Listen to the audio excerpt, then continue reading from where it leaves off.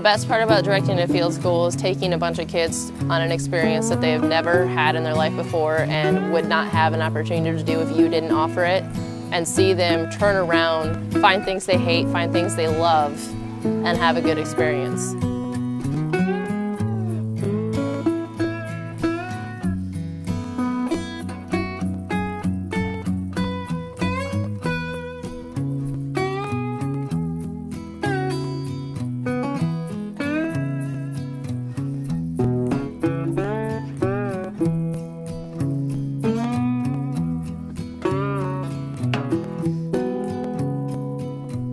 I think the students have stepped up to a degree that they never thought they could in many cases, because this is something that is a completely unique experience for almost every student that comes into these field schools.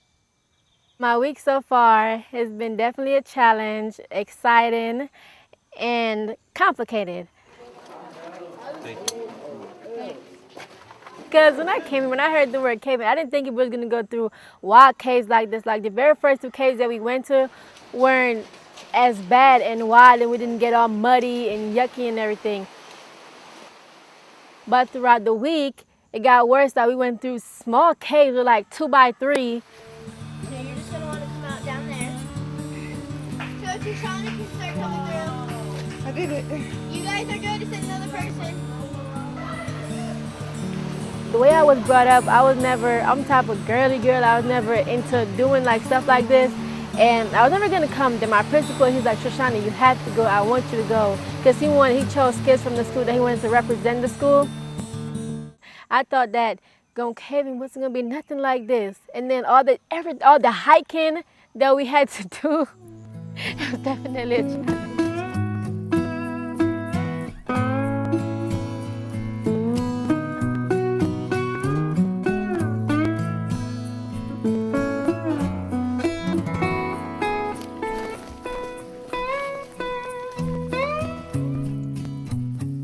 I think my favorite thing that we did this year that we did not do last year was we actually took the classroom into the field, where we took the lessons and discussions that we had had with the students prior to the field school last year and actually put the students on site where they could see, hear, and touch everything that we were talking about right before or while they were in a cave.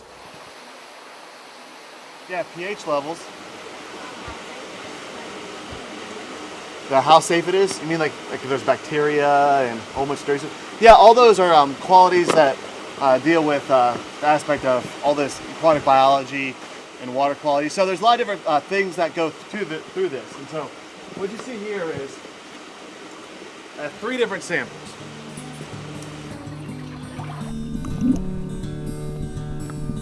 So usually if there's fish here present, like minnows, usually then it's a healthy ecosystem. That's what are fish in the ecosystem.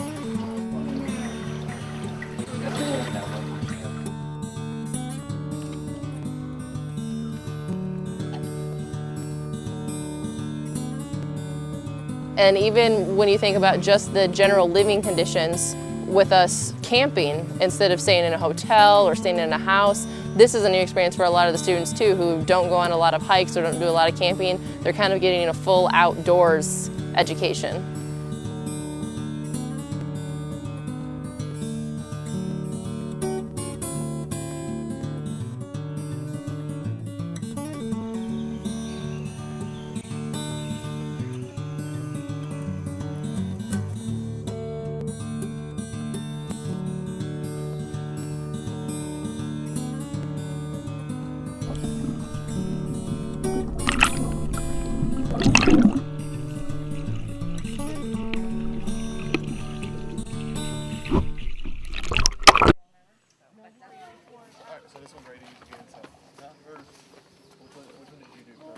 A ecology project, I guess, on caves.